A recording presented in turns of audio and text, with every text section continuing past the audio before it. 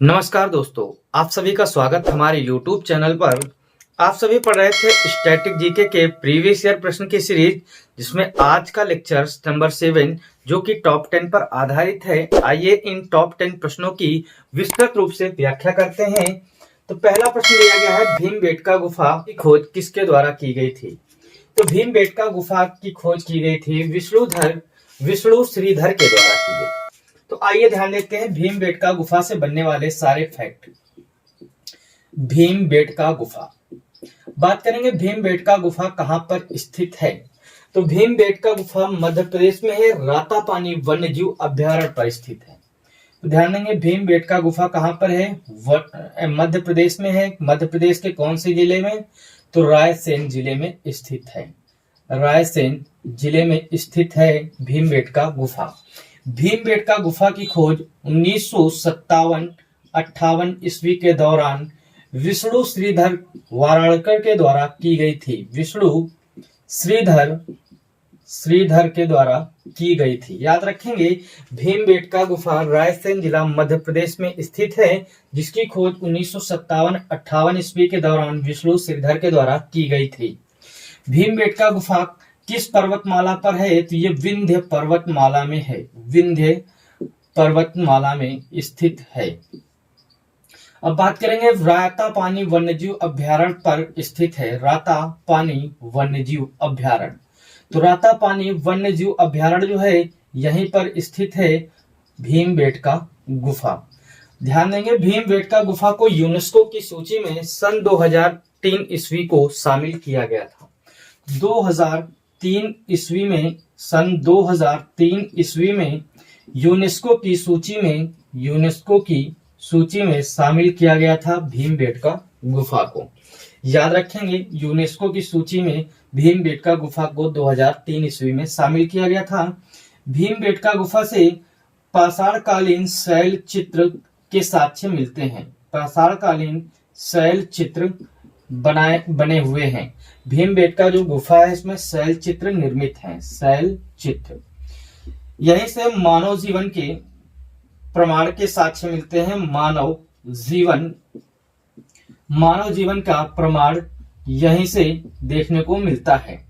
इसी गुफा में पांडवों द्वारा निवास किया गया था। पांडवों ने इसी गुफा में निवास किया था। तो इस गुफा से पता चलता है कि पांडवों द्वारा यहाँ पर निवास किया गया था। तो ये सारे फैक्ट जो है एग्जाम की दृष्टि से काफी महत्वपूर्ण हैं, जो कि भीमबेटका गुफा से हमारे एग्जाम में पूछे जाते हैं। तो आइए ध्यान देते हैं अन्य गुफाएं जो हमारे एग्जाम में पूछी गई हैं उनसे संबंधित फैक्ट। तो आइए ध्यान देते हैं। सबसे पहली गुफा है हमारी अजंता की गुफा और एलोरा की गुफा। ये काफी महत्वपूर्ण है और इनसे एग्जाम में कई बार फैक्ट पूछे भी गए हैं। तो ध्यान देंगे अजंता की गुफा और है एलोरा की गुफा। अजंता और एलोरा की गुफाओं की हम बात करें तो ये दोनों की दोनों गुफाएं स्थित हैं औरंगाबाद में। औरंगाबाद महाराष्ट्र में दोनों गुफाएं स्थित हैं। औरंगाबाद का नाम बदलकर क्या कर दिया गया है? तो संभाजी नगर कर दिया गया है। संभाजी नगर कर दिया गया है। औरंगाबाद का नाम बदलकर संभाजी नगर कर दिया गया है। अजंता और एलोरा की गुफाओं की हम बात करें तो अजंता में गुफाओं की संख्या 29 है, एलोरा में गुफाओं की संख्या 34 है। तो अजंता में 29 बौद्ध गुफाएं हैं। एलोरा में कुल 34 गुफाएं हैं, जो कि कुछ गुफाएं हिंदू धर्म से संबंधित हैं और कुछ गुफाएं बौद्ध धर्म से संबंधित हैं, कुछ गुफाएं जैन धर्म से संबंधित हैं। हिंदू, बौद्ध और जैन धर्म से संबंधित हैं ये गुफाएं। काफी महत्वपूर्ण प्रश्न है, कई बार यहाँ से प्रश्न पूछे भी गए हैं। तो अगला है एलिफेंटा की गुफा। एलिफेंटा की गुफा कहाँ पर स्थित है? तो एलिफेंटा की गुफा जो है ये घारपुरी द्वीप पर स्थित है। घारपुरी द्वीप महाराष्ट्र में स्थित है। घारपुरी द्वीप ये मुंबई के पास में पड़ता है, महाराष्ट्र में है। तो इस द्वीप पर स्थित है एलिफेंटा की गुफा। एक एलिफेंटा दर्रा है जो कि श्रीलंका में स्थित है। याद रखेंगे एलिफेंटा दर्रा श्रीलंका में है, जबकि एलिफेंटा गुफा घारपुरी द्वीप मुंबई महाराष्ट्र में स्थित है। आगे ध्यान देंगे कार्ले की गुफा। कार्ले की गुफाएं कहां पर हैं? तो कार्ले की गुफाएं हैं लोनावाला महाराष्ट्र में। लोनावाला महाराष्ट्र में स्थित है कारले की गुफा। यहीं पे ध्यान देंगे कन्हेरी की गुफाएं कहां पर हैं, तो कन्हेरी की गुफाएं हैं मुंबई महाराष्ट्र में। मुंबई में स्थित है कन्हेरी की गुफा। बाघ की गुफाओं की अगर हम बात करें तो बाघ की गुफाएं कहां पर हैं, तो मध्य प्रदेश में स्थित हैं बाघ की गुफा। बाघ की गुफा कहां पर है, तो मध्य प्रदेश में स्थित है बाघ की गुफाएं। याद रखेंगे, काफी महत्वपूर्ण प्रश्न है, इनसे कई बार प्रश्न पूछे गए हैं। अगला है अमरनाथ की गुफा कहां पर है, तो अमरनाथ की गुफा सभी को पता है कहां पर है, जम्मू कश्मीर में। यहाँ पर यात्रा की जाती है, हिंदू धर्म की काफी महत्वपूर्ण गुफा है, ये भगवान शिव को समर्पित है। अगला ध्यान देंगे, यहाँ पे एक फैक्ट छूट गया है, एलोरा की गुफा जो है इसमें कैलाश मंदिर है जिसका निर्माण राष्ट्रकूट शासक कृष्णवर्मन प्रथम के द्वारा करवाया गया था। तो एलोरा गुफाओं का भी निर्माण राष्ट्रकूट राजाओं ने ही करवाया था, याद रखेंगे। अगला है बारबर की गुफा। बारबर की गुफा कहां पर है, तो ये बारबर की गुफा है बिहार में। याद रखें, बिहार में स्थित है बारबर की गुफा। ये काफी महत्वपूर्ण प्रश्न है जो हमारे एग्जाम में कई बार रिपीट किए गए हैं। तो आइए इनसे संबंधित एक बार फिर से फैक्ट रिपीट करेंगे। अजंता की गुफाएं 29 हैं, औरंगाबाद महाराष्ट्र में स्थित है। औरंगाबाद का नया नाम संभाजी नगर कर दिया गया है। एलोरा की गुफाएं 34 हैं, ये हिंदू बौद्ध और जैन धर्म से संबंधित हैं। ये भी औरंगाबाद महाराष्ट्र में स्थित है। एलिफेंटा की गुफा घारपुरी द्वीप महाराष्ट्र में स्थित है। सभी के लिए प्रश्न है, जो मुंबई है ये किस द्वीप पर स्थित है। अगला है कारले की गुफाएं कहाँ, लोनावाला महाराष्ट्र में है। कन्हेरी की गुफाएं मुंबई में है। बाघ की गुफाएं मध्य प्रदेश में है। अमरनाथ की गुफा जम्मू कश्मीर में है, भगवान शिव को समर्पित है। बारबर की गुफाएं बिहार में स्थित है। तो ये सारी गुफाएं आपको याद करनी है, यहाँ से एग्जाम में कई बार फैक्ट पूछे जा चुके हैं। तो आइए अगला प्रश्न देखते हैं। अगला प्रश्न दिया गया है, भारतीय पुरातत्व विभाग का जनक किसे कहा जाता है।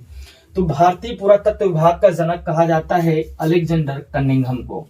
अलेक्जेंडर कनिंघम के द्वारा ही भारतीय पुरातत्व विभाग की स्थापना की गई थी 1861 ईस्वी में।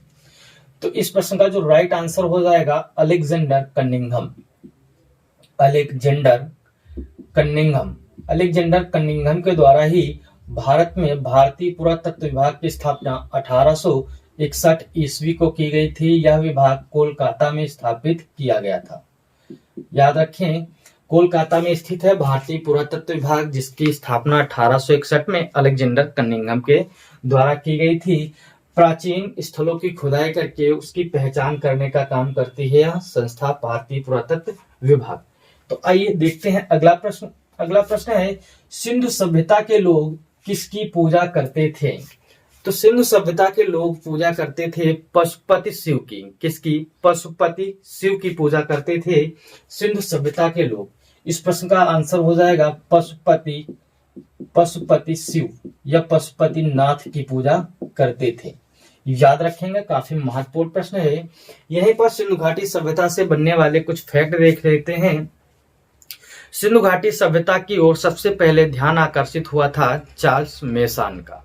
उसके बाद अलेक्जेंडर कनिंघम और जॉन मार्शल के द्वारा यहाँ पर कार्य किए गए, और यहाँ पर सबसे पहले खुदाई की गई थी हड़प्पा सभ्यता की या हड़प्पा नगर की। तो याद रखेंगे, सिंधु घाटी सभ्यता में सबसे पहले किसका ध्यान आकर्षित हुआ था या इसके बारे में सबसे पहले किसने बताया था, तो आंसर चार्ल्स मेसन। ठीक है, याद रखेंगे, चार्ल्स मेसन के द्वारा इसके बारे में सर्वप्रथम बताया गया था। अब ध्यान दें, सिंधु घाटी सभ्यता का सबसे पहला शहर खोजा गया था हड़प्पा। हड़प्पा किस नदी के किनारे स्थित है, तो रावी नदी के किनारे है। हड़प्पा कहां पर है, तो माउंट गोमरी जिला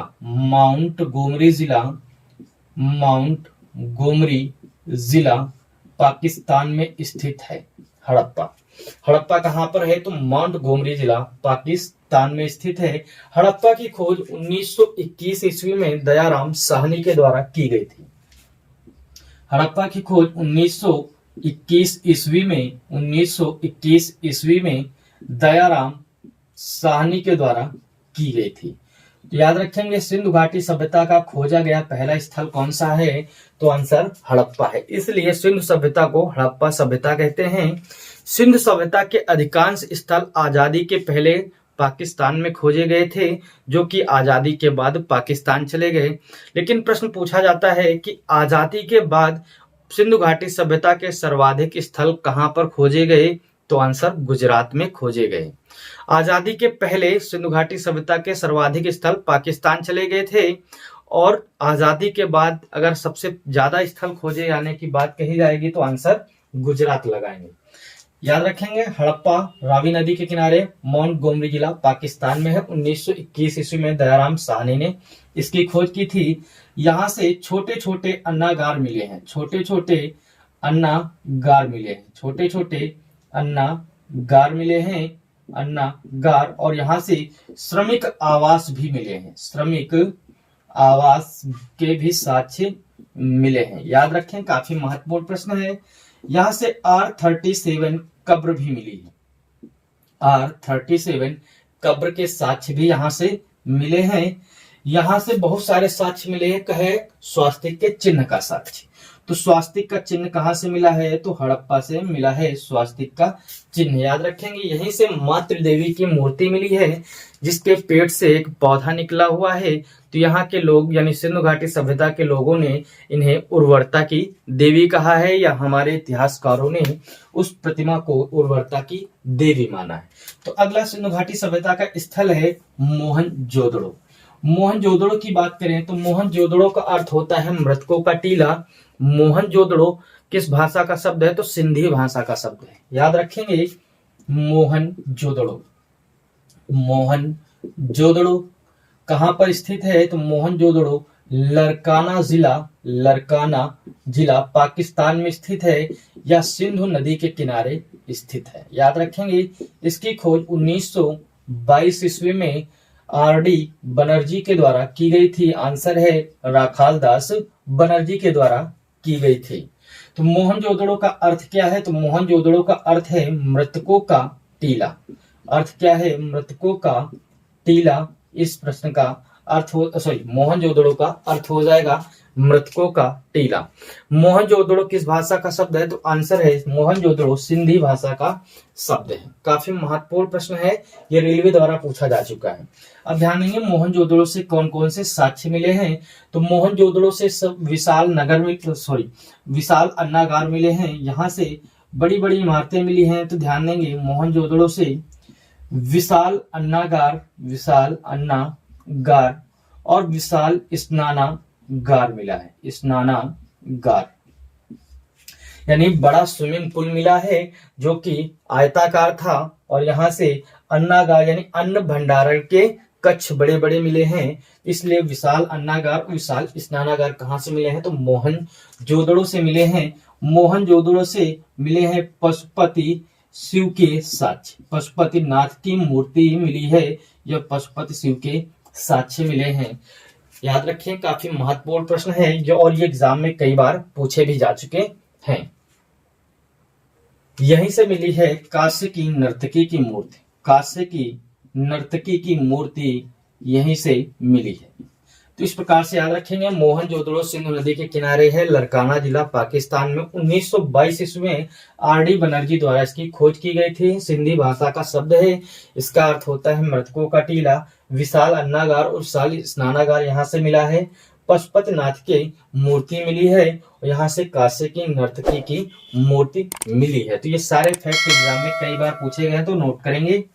अगला देख लेते हैं सिंधु घाटी सभ्यता के स्थल है कालीबंगा। कालीबंगा का अर्थ होता है काले रंग की चूड़ियां। ये कहां पर है, तो राजस्थान में स्थित है कालीबंगा।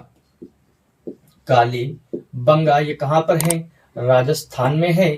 इसका अर्थ होता है काले रंग की चूड़ियां, काले रंग की चूड़ियां, काले रंग की चूड़ियां इसका अर्थ होता है। अब यहाँ से साक्ष्य मिले हैं अग्नि वेदिकाओं के, अग्नि कुंड के साक्ष्य मिले हैं, यानी अग्नि वेदिकाओं के साक्ष्य मिले हैं। यहीं से साक्ष्य मिले हैं हल से जुते हुए खेत के, हल से जुते हुए खेत के साक्ष्य मिले हैं, हल से जुते खेत के साक्ष्य मिले हैं कालीबंगा से। याद रखें, सिंधु घाटी सभ्यता का एकमात्र स्थल है चंद्रहोदड़ो जिसमें दुर्ग नहीं यानी किलेबंदी नहीं थी। बाकी सारे जितने भी स्थल थे सिंधु घाटी सभ्यता के वो सभी दो भागों में बटे थे और उनमें किलेबंदी भी हुआ करती थी। तो सिंधु घाटी सभ्यता का एकमात्र स्थल जो कि ग्रामीण था, आंसर हो जाएगा चंद्रहोदड़ो। चंद्रहोदड़ो सिंधु घाटी सभ्यता का ग्रामीण स्थल था, ग्रामीण स्थल जिसमें किलेबंदी नहीं थी, किलेबंदी नहीं थी। यहाँ से मनके बनाने के साक्ष्य मिले हैं। सिंधु घाटी सभ्यता में मनके के कारखाने मिले हैं। कहाँ से? तो चंद्रहोदड़ो से। मनके बनाने के कारखाने कहाँ से मिले हैं? तो सिंधु घाटी सभ्यता में मिले हैं, चंद्रहोदड़ो से। याद रखेंगे, सिंधु घाटी सभ्यता का एकमात्र बंदरगाह है जिसका नाम है लोथल। यहीं से फारस के साथ व्यापार के साक्ष्य मिले यानी फारस की मोहर मिली है। याद रखेंगे, सिंधु घाटी सभ्यता की जो मोहरें हैं वो सिल खड़ी की बनी हुआ करती थी। तो सिंधु घाटी सभ्यता की मोहरें किसकी बनी थी? तो आंसर हो जाएगा सिल खड़ी की बनी हुआ करती थी। सिंधु घाटी सभ्यता का एक और स्थल है लोथल। ये कहाँ पर स्थित है? गुजरात में। किस नदी के किनारे है? तो ये भोगवा नदी के किनारे स्थित है। SR राव के द्वारा इसकी खोज की गई थी। याद रखेंगे, सिंधु घाटी सभ्यता का एकमात्र बंदरगाह है जिसे गोदीवाड़ा कहा जाता है, गोदीवाड़ा कहा जाता है। यहीं से साक्ष्य मिले हैं फारस के साथ व्यापार के, फारस के साथ व्यापार के यानी फारस व्यापार के साक्ष्य मिले हैं। और यहीं से साक्ष्य मिले हैं चावल के दाने के, चावल के दाने के साक्ष्य मिले हैं। चावल के दाने के साक्ष्य लोथल से मिले हैं और फारस की मोहर मिली, इसलिए पता चलता है कि सिंधु घाटी सभ्यता में फारस के साथ विदेशी व्यापार होता था। याद रखें, एक है सिंधु घाटी सभ्यता का स्थल रंगपुर जो कि कहां पर है? ये भी गुजरात में है। यहां से साक्ष्य मिले हैं चावल की भूसी के, चावल की भूसी के साक्ष्य मिले हैं कहां से? रंगपुर से। याद रखें, ये काफी महत्वपूर्ण प्रश्न है। एक और स्थल है सुतगोडदा जहां से घोड़े की अस्थियों के साक्ष्य मिले हैं। तो सिंधु घाटी सभ्यता में घोड़े की अस्थियों के साक्ष्य सुतकोटदा गुजरात से मिले हैं। एक और ध्यान देते हैं, गुजरात का ही स्थल है धौलावीरा। धौलावीरा, धौलावीरा का नाम सभी ने सुना होगा। यह यूनेस्को का 40वां स्थल घोषित किया गया है। तो यूनेस्को का 40वां स्थल घोषित किया गया है सिंधु घाटी सभ्यता का धौलावीरा। धौलावीरा से अगर हम बात करें तो यहां से जलाशय के साक्ष्य मिले हैं, जलाशय के साक्ष्य मिले हैं। कहां से? धौलावीरा से। यहीं से श्याम पट के साक्ष्य मिले हैं, श्याम पट के साक्ष्य मिले हैं। धौलावीरा सिंधु घाटी सभ्यता का एकमात्र शहर था जो कि 3 भागों में बटा हुआ था। याद रखेंगे, सिंधु घाटी सभ्यता के मात्र जितने भी स्थल थे वो सभी 2 भागों में बटे हुए थे। यही एक अकेला स्थल है जो 3 भागों में बटा हुआ था, ऊपरी, मध्यमा और निचला, उत्तरी, दक्षिणी और मध्यमा कह सकते हैं। अन्य एक और प्रश्न बनता है कि सिंधु घाटी सभ्यता का ग्रामीण स्थल यानी जिसके किलेबंदी नहीं थी, तो आंसर क्या था? चंद्रहोदड़ो। ये काफी महत्वपूर्ण प्रश्न है और एग्जाम में ये कई बार यहाँ से रिपीट भी किए जा चुके हैं, तो याद रखें। अब ध्यान देंगे, सिंधु घाटी सभ्यता का जो समाज था वो मातृसत्तात्मक था। कैसा था? तो मातृसत्तात्मक था। यहाँ की जो भाषा थी भाव चित्रात्मक थी, भाव चित्रात्मक यहाँ की लिपि हुआ करती थी। सिंधु घाटी सभ्यता के जो लोग थे इनका आर्थिक रूप क्या था? तो कृषि था और व्यापार था। अर्थव्यवस्था कृषि और व्यापार पर निर्भर हुआ करती थी। तो इस प्रकार से सिंधु घाटी सभ्यता से बनने वाले कई सारे फैक्ट यहाँ पर देखे गए। अगला प्रश्न देखते हैं, भारतीय सेना का प्रधान क्या कहलाता है? यानी भारतीय सेना का जो प्रधान होता है वो उसे क्या कहा जाता है? तो ध्यान देंगे, भारतीय सेना की अगर हम बात करें तो भारतीय सेना नहीं, यहाँ पे होना चाहिए भारतीय थल सेना का प्रधान क्या कहलाता है? तो भारतीय थल सेना का प्रधान जनरल कहलाता है। इस प्रश्न का राइट आंसर हो जाएगा जनरल। तो आइए ध्यान देते हैं सेना से संबंधित सारे फैक्ट जो एग्जाम में पूछे जा चुके हैं, तो उनको एक साथ नोट करेंगे। सबसे पहले याद रखेंगे राष्ट्रपति।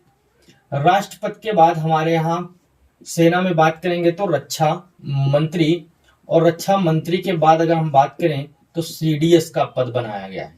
सीडीएस के बाद अगर हम बात करें तो 3 सेनाओं के अलग अलग पद बनाए गए हैं।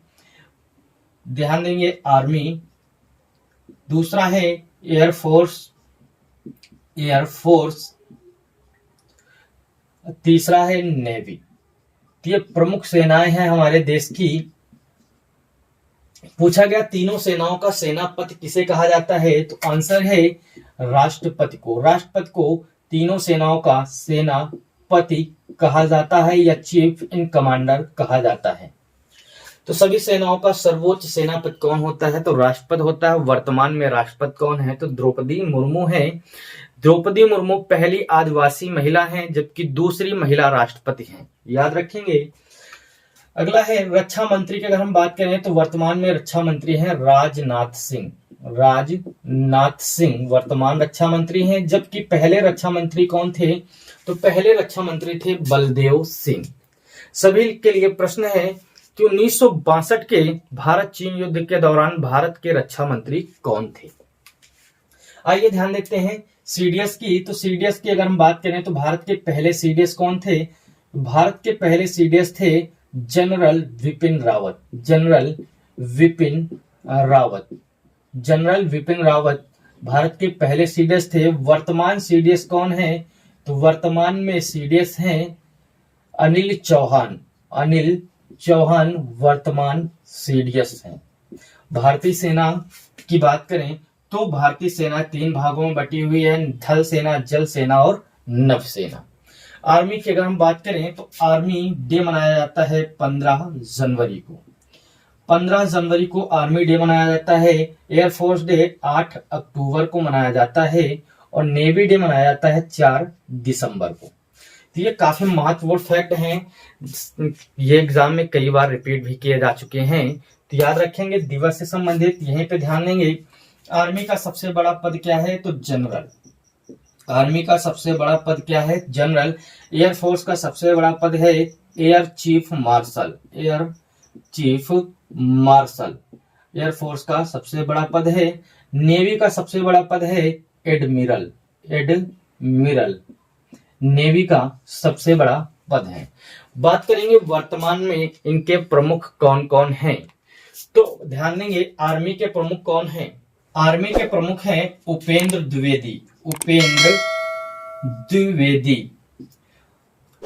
द्विवेदी हैं आर्मी के प्रमुख वर्तमान में। अगर हम बात करें नेवी के प्रमुख कौन है और एयरफोर्स के प्रमुख कौन है, तो एयरफोर्स के प्रमुख हैं अमरप्रीत सिंह एयरफोर्स के प्रमुख हैं। और नेवी के प्रमुख की बात करें तो नेवी के प्रमुख हैं डी.के. त्रिपाठी। नेवी के वर्तमान प्रमुख हैं डी.के. त्रिपाठी, याद रखेंगे। काफी महत्वपूर्ण फैक्ट हैं, एक साथ आपको दिए जा रहे हैं एग्जाम की दृष्टि से, ये बहुत अच्छा कार्य करेंगे। आप ध्यान देंगे सभी लोग। बात करेंगे आर्मी की कितनी कमांड है, तो आर्मी की 7 कमांड है, जिसमें 6 सेना की कमांड है और एक ट्रेनिंग कमांड है। एक ट्रेनिंग कमांड और 6 कमांड है आर्मी में। अगर बात करें एयरफोर्स की कितनी कमांड है, तो एयरफोर्स की 8 कमांड है। बात करें नेवी की एयरफोर्स की 7 कमांड है। 7 कमांड है और नेवी की कितनी कमांड है, तो नेवी की 3 कमांड है। नेवी की 3 कमांड है। तो ये पूछा जा चुका है कि आर्मी की 7 कमांड है, एयरफोर्स की 7 है और नेवी की 3 कमांड है। आर्मी की जो 7 कमांड है, जिसमें से एक कमांड कौन सी है, ट्रेनिंग कमांड, याद रखेंगे। काफी महत्वपूर्ण प्रश्न है और ये एग्जाम में कई बार पूछे भी जा चुके हैं। तो आर्मी की अगर हम बात करें तो 15 जनवरी को आर्मी डे मनाया जाता है। क्यों मनाया जाता है, क्योंकि इस दिन भारत के पहले जनरल के.एम. करियप्पा द्वारा कार्यभार संभाला गया था। तो कब संभाला गया था, 15 जनवरी 1949 को भारत के पहले जनरल के.एम. करियप्पा द्वारा कार्यभार संभाला गया था। इसलिए हर साल 15 जनवरी को आर्मी डे मनाया जाता है। 8 अक्टूबर को एयरफोर्स डे क्यों मनाया जाता है, क्योंकि 8 अक्टूबर 1932 को स्थापना हुई थी एयरफोर्स की। अगर हम नेवी की बात करें तो नेवी की स्थापना 1950 ईस्वी को हुई थी। भारत में नौसेना का जनक यानी नेवी का जनक कहा जाता है छत्रपति शिवाजी महाराज को। एक साथ ये सभी इंपॉर्टेंट फैक्ट एग्जाम की दृष्टि से आप सभी नोट करेंगे। आइए ध्यान देते हैं अगला प्रश्न में कहा गया है गेट का उत्तराधिकारी कौन सी संस्था है। तो गेट का जो उत्तराधिकारी संस्था है उसका नाम है WTO। क्या नाम है? WTO। ध्यान देंगे गेट से संबंधित प्रश्न पूछे गए हैं। तो गेट का फुल फॉर्म क्या है? General agreement trade and tariff. General agreement trade and tariff GATT का फुल फॉर्म है। इस गेट संस्था की स्थापना हुई थी 1948 को और इस संस्था को 1995 ईस्वी में समाप्त कर दिया गया और इसके स्थान पर लाया गया WTO को। WTO की स्थापना 1995 ईस्वी में हुई थी और इसने कार्य शुरू किया था 1996 ईस्वी में। WTO को कहते हैं विश्व व्यापार संगठन, वर्ल्ड ट्रेड ऑर्गेनाइजेशन, जिसका मुख्यालय जिनेवा में स्थित है। तो बहुत सारी संस्थाएं हैं जिनमें कई सारी संस्थाओं का मुख्यालय जिनेवा स्विट्जरलैंड में स्थित है। तो आइए ध्यान देते हैं अगला प्रश्न दिया गया है वेटिंग फॉर ए वीजा किसकी आत्मकथा है? वेटिंग फॉर ए वीजा किसकी आत्मकथा है? तो इस प्रश्न का राइट आंसर हो जाएगा डॉक्टर भीमराव अंबेडकर। डॉक्टर भीमराव अंबेडकर की आत्मकथा है waiting for A visa. Doctor Bhimrao Ambedkar की आत्मकथा है। काफी महत्वपूर्ण प्रश्न है। डॉक्टर भीमराव अंबेडकर से संबंधित कई सारे फैक्ट भी पूछे गए हैं। तो डॉक्टर भीमराव अंबेडकर का जन्म 14 अप्रैल को महू मध्य प्रदेश में महार जाति में हुआ था। इनकी एक पत्रिका है मूक नायक। ये काफी एग्जाम में पूछी गई है, याद रखेंगे। मूक नायक भीमराव अंबेडकर की पत्रिका है। भीमराव अंबेडकर की अगर हम बात करें तो भीमराव अंबेडकर को संविधान सभा में पहली बार पश्चिम बंगाल से चुना गया था। अगला प्रश्न देखते हैं। अगला प्रश्न है इस्लाम की मूल प्रथाओं को कितने स्तंभों में वर्णित किया गया है? तो इस्लाम की जो मूल प्रथाएं इनको 5 स्तंभों में वर्णित किया गया है। इस्लाम की मूल प्रथाओं को 5 स्तंभों में वर्णित किया। ये ध्यान देते हैं इस्लाम धर्म से संबंधित बनने वाले फैक्ट। इस्लाम धर्म की अगर हम बात करें, इस्लाम धर्म का उदय कहां से हुआ था? तो इस्लाम धर्म का उदय हुआ था सऊदी अरब से हुआ था इस्लाम धर्म का उदय। इस्लाम धर्म के संस्थापक मोहम्मद हजरत पैगंबर साहब को माना जाता है। मोहम्मद हजरत पैगंबर साहब को हीरा गुफा में ज्ञान की प्राप्ति हुई थी। मोहम्मद हजरत पैगंबर साहब जब मदीना छोड़कर मक्का जा रहे होते हैं, उस समय की यात्रा को इस्लाम धर्म में हिजारत कहा गया। वहीं से शुरुआत हुई मुस्लिम धर्म के कैलेंडर हिजरी संवत की। काफी महत्वपूर्ण प्रश्न है, याद रखेंगे।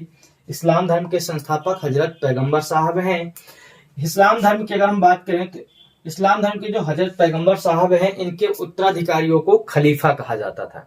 तो इनके 4 मुख्य उत्तराधिकारी हुए। उनमें से एक उत्तराधिकारी थे अली के पुत्र का नाम था हुसैन की मृत्यु करबला के मैदान पर बगदाद के खलीफा द्वारा कर दी गई। यानी हुसैन की हत्या की गई थी किसके द्वारा? तो करबला के मैदान पर बगदाद के खलीफाओं के द्वारा की गई थी। इसलिए हुसैन की याद में एक शोक त्योहार मनाया जाता है जिसे कहा जाता है मुहर्रम। तो मुहर्रम मुस्लिम धर्म का शोक त्योहार है जो कि मनाया जाता है मुहर्रम जो है शोक त्योहार है जो कि मनाया जाता है हुसैन की याद में मनाया जाने वाला त्योहार है।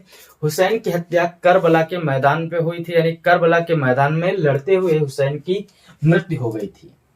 अब ध्यान देंगे ईद उल नबी क्या है? ईद उल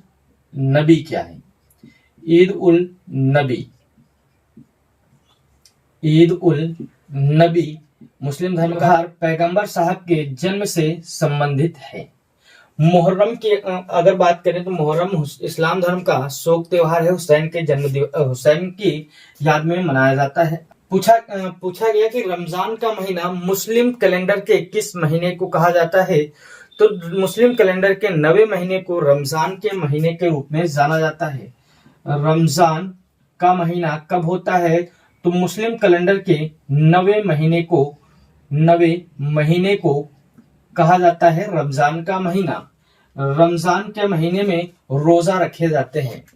काफी महत्वपूर्ण प्रश्न है, याद रखेंगे, कई बार पूछा जा चुका है। तो रमजान इस्लाम धर्म के किस महीने में मनाया जाता है? तो आंसर 9वें महीने में मनाया जाता है। रमजान का महीना जो है मोहम्मद हजरत पैगंबर साहब के ज्ञान की प्राप्ति को लेकर मनाया जाता है। जिब्राइल द्वारा कुरान की किताब दी गई थी मोहम्मद हजरत पैगंबर साहब को, याद रखेंगे। ध्यान दें, इस्लाम धर्म की पवित्र पुस्तक कौन सी है? तो पवित्र पुस्तक है कुरान। कुरान है पवित्र पुस्तक। याद रखें, इस्लाम धर्म का पवित्र स्थल है मक्का और मदीना। तो पूछा गया कि इस्लाम धर्म के लोग पश्चिम की ओर मुख करके नमाज अदा करते हैं, क्योंकि सऊदी अरब का जो मक्का मदीना है भारत से पश्चिम दिशा में स्थित है। तो ये काफी महत्वपूर्ण फैक्ट है जो एग्जाम में कई बार रिपीट किए गए हैं। तो एक बार फिर से ध्यान देंगे, इस्लाम की मूल प्रथाओं को 5 स्तंभों में वर्णित किया गया है। पहला, अल्लाह एक है। दूसरा, सच्चा मुसलमान जो होगा वो दिन में 5 बार की नमाज अदा करेगा, जीवन में 1 बार हज करेगा। दूसरा बताया गया है कि जो सच्चा मुसलमान होगा वह रमजान के महीने में रोजे रखेगा। अगला बताया गया है कि जो सच्चा मुसलमान होगा अपनी कमाई का कुछ अंश जकात के रूप में दान करेगा। तो यह 5 मूल स्तंभ है इस्लाम धर्म के। इस्लाम धर्म का उदय सऊदी अरब से हुआ था। संस्थापक थे मोहम्मद हजरत पैगंबर साहब। सभी के लिए होमवर्क है कि मोहम्मद हजरत पैगंबर साहब का जन्म कब हुआ था। ध्यान देंगे, इस्लाम धर्म की बात करें तो एक प्रमुख त्योहार है मुहर्रम, जो कि शोक त्योहार है। हुसैन की याद में मनाया जाता है। हुसैन की हत्या की गई थी करबला के मैदान पर। मोहम्मद हजरत पैगंबर साहब के उत्तराधिकारियों को खलीफा कहा जाता है। ईद उल नबी त्योहार मनाया जाता है मोहम्मद हजरत पैगंबर साहब के जन्म को लेकर। रमजान का महीना जो है मनाया जाता है इस्लाम धर्म के 9वें महीने में, या इस्लामिक कैलेंडर के 9वें महीने में रमजान के त्योहार मनाए जाते हैं। इस्लाम धर्म का पवित्र स्थल है मक्का मदीना और पवित्र पुस्तक है कुरान। तो आइए ध्यान देते हैं अगला प्रश्न। अगला प्रश्न दिया गया है, यूएनओ की कितनी संस्थाएं भारत में कार्यरत हैं? संयुक्त राष्ट्र संघ की कितनी संस्थाएं हैं जो भारत में कार्यरत हैं? तो आंसर हो जाएगा इस प्रश्न का 26। तो 26 संस्थाएं जो हैं ये भारत में कार्यरत हैं। काफी महत्वपूर्ण प्रश्न है, ये रेलवे द्वारा पूछा जा चुका है, तो याद रखेंगे। अब बात करेंगे संयुक्त राष्ट्र संगठन की। तो संयुक्त राष्ट्र संगठन का उद्देश्य था विश्व युद्ध को रोकना और अंतरराष्ट्रीय शांति स्थापित करना। संयुक्त राष्ट्र संघ की स्थापना की गई थी फ्रैंकलिन डी रूजवेल्ट के द्वारा, जो कि अमेरिकी राष्ट्रपति थे। इसकी स्थापना 24 अक्टूबर 1945 को हुई थी। भारत इसका उसी समय अध्यक्ष सदस्य बन चुका था जब इसकी स्थापना की गई थी। स्थापना के दौरान 51 देश थे, लेकिन 50 देशों ने हस्ताक्षर किए थे, एक देश ने हस्ताक्षर नहीं किए थे। संयुक्त राष्ट्र संघ के 6 अंग हैं, 6 भाषाएं हैं। 6 अंगों में से एक अंग है न्यास परिषद, जिसको 1994 में निलंबित कर दिया गया है। वर्तमान में 5 अंग कार्यरत हैं। भाषाएं 6 हैं। 6 भाषाओं में से 2 कार्यकारी भाषाएं हैं, अंग्रेजी और फ्रेंच। याद रखेंगे, सभी महत्वपूर्ण प्रश्न हैं यूएनओ से जो कि एग्जाम में पूछे गए हैं। अगला है lady doctor untold story. Lady doctor the untold stories of India first women in medicine पुस्तक के लेखक कौन हैं? यह पुस्तक है lady doctor untold stories of India first women in medicine. तो इसके लेखक हैं कविता राव। कविता राव इस पुस्तक की लेखिका है।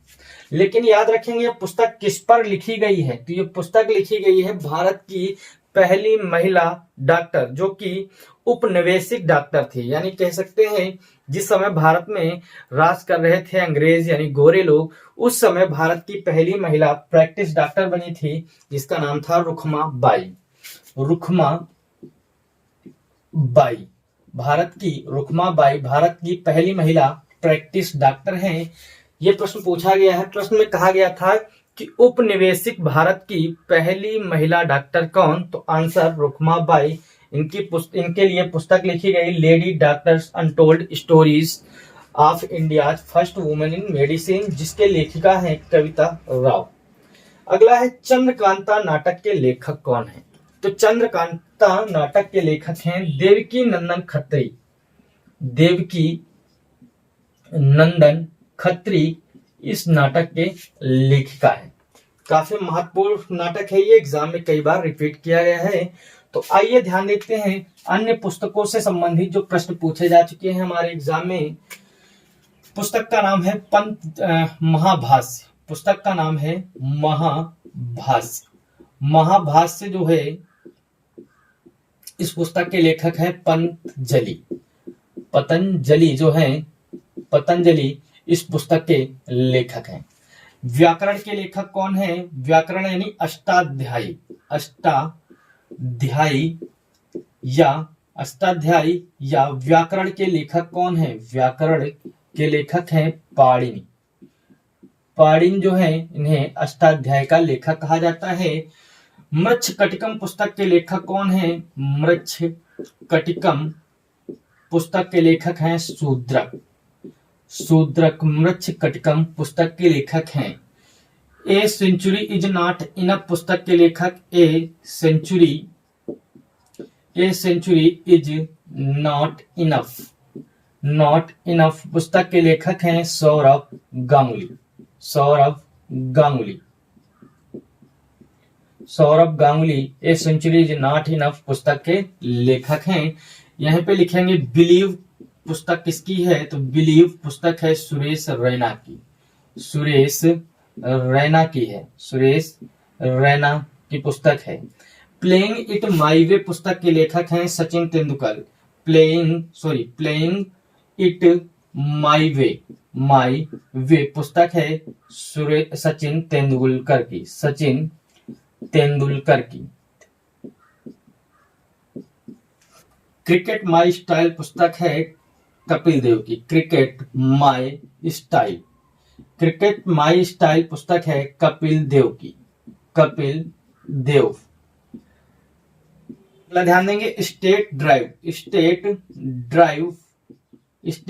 पुस्तक है Sunil Gavaskar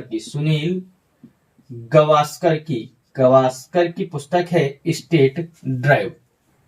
S against odds पुस्तक है सानिया मिर्जा की पुस्तक है, या एस अगेंस्ट पुस्तक है सानिया मिर्जा की। यहीं पे लिखेंगे स्वामी एंड फ्रेंड्स पुस्तक के लेखक हैं आर के नारायण। स्वामी एंड फ्रेंड्स पुस्तक के लेखक हैं। इन्हीं की पुस्तक का नाम है द गाइड पुस्तक के लेखक भी आर के नारायण हैं। एक इनकी पुस्तक है मालगुडी डेज। इस पुस्तक के भी लेखक आर के नारायण है। तीनों पुस्तकें आर के नारायण की कई बार एग्जाम में पूछी जा चुकी हैं। शेक्सपियर लेखक हैं ओथेलो की और हेलमेट पुस्तक की। हेलमेट और ओथेलो पुस्तक के लेखक हैं शेक्सपियर। याद रखेंगे, काफी महत्वपूर्ण प्रश्न है। वन इंडियन गर्ल और हाफ गर्लफ्रेंड इस पुस्तक के लेखक हैं दोनों के चेतन भगत के द्वारा ये पुस्तकें लिखी गई हैं। टचेबल पुस्तक के लेखक हैं मुल्क राज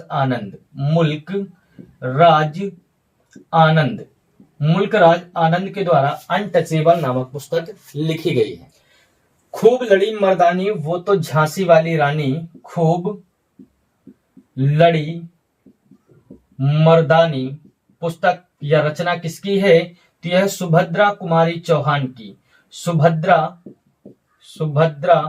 कुमारी चौहान की यह रचना है खूब लड़ी मर्दानी वह तो झांसी वाली रानी। आइए और पुस्तकें देखते हैं। अगला है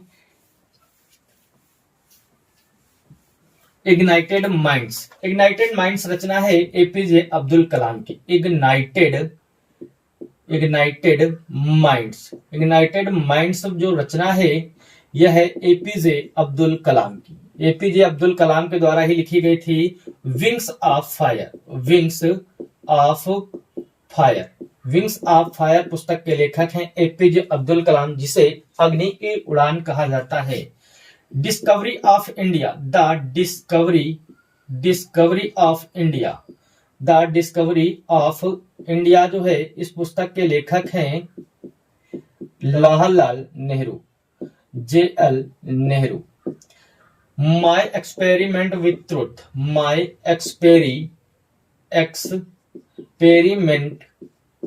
एक्सपेरिमेंट विद ट्रुथ इस पुस्तक के लेखक हैं महात्मा गांधी, मोहनदास करमचंद गांधी। मोहनदास करमचंद गांधी के द्वारा ही हरिजन पत्रिका भी लिखी गई थी। एक प्रश्न याद रखेंगे, पूछा जाता है कि इंदिरा गांधी की जीवनी किसने लिखी थी? तो इंदिरा गांधी की जीवनी लिखी थी पुपुल जयकर ने। पुपुल जयकर के द्वारा इंदिरा गांधी की जीवनी लिखी गई थी। यहीं पे पुस्तक का नाम लिखेंगे, अरविंद अडिगा द्वारा लिखी गई थी white tiger. The white tiger पुस्तक किसके द्वारा लिखी गई? तो द व्हाइट टाइगर पुस्तक लिखी गई थी अरविंद अडिगा के द्वारा। अरविंद अडिगा के द्वारा लिखी गई थी द व्हाइट टाइगर।